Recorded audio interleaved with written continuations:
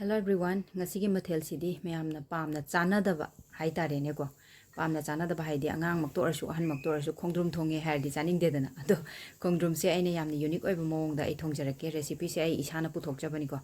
Sigi recipe se mayam ai sem saba hojaraage. Ado ahambada patra mekta lawbiro ai di cooker da thongmana nungayana cooker se lawjare ko. Hangam thau khara lawjare methi maru jira maru si se hana ngobirani. अदुगा मरोय मपांग पांबीबा पामजबा इसाना पामजबा मरोय मपांग अदुम हापीबा याइको अदु आइगी ओइनाति जिरागा मेथीने अदुगा मोरो अटेकपसे मोरो अकाबसे ngौरनी मोरो अंगांगबसे को तेजपत्ता हापनी सिंग असुबा चनम असुबा सिसे हापगा ngौबिरनी को मसिदाइसिदा आइना तिलौ कैगादि हापजररोय को सिगे तंग तंग सिजिना दोइनेबा खोजि तिलौ याउदबिदा सेमदोइनेबा को अदो साइन तौरगा ngakतंग ngौबिरनी जिरा असुबा खराउ हापीरनी को धनिया फदिगोम मरु असुबसे Simu हापीरनी ngakतंग ngौबिरनी सिदैसिदा खोइना खोइगी turmeric powder chilli powder खोइगी मोरोक मचु करी कराजिंग हापचन जहौरानेबा को हाबदि इंजांग मचु से फजानगे तागदि थांगबो कान सुमाय हापी होबा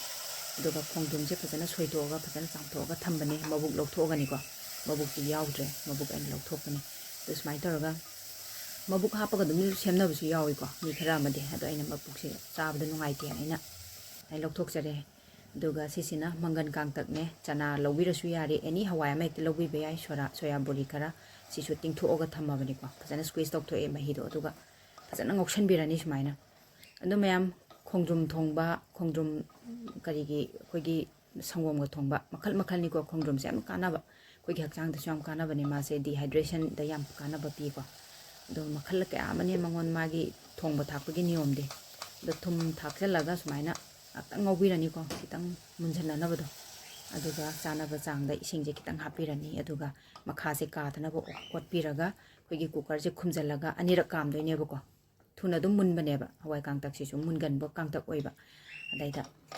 दो मुंगा थोंगसु याई खोइगी हवाई मुछोरिगा थोंगसु याई एनी हवाई अमगे एक थोंबे याई को अदो हावबुदी कांगतक कना हेले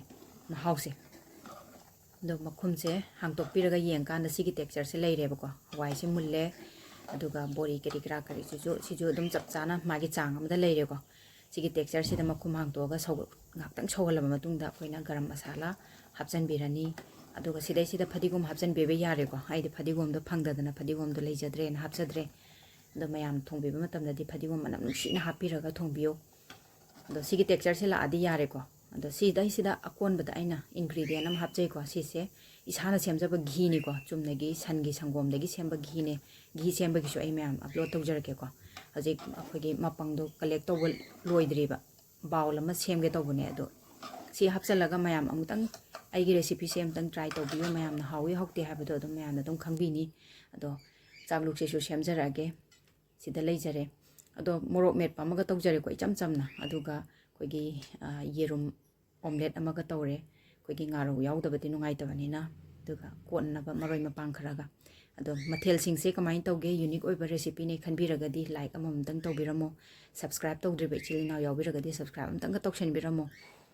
recipe singsibu yengbiriba chilina puna makpusu Mrs.Nivedita na taramna okchari mathangda anoba recipe mung puraga lakjage ngasigi thi bye bye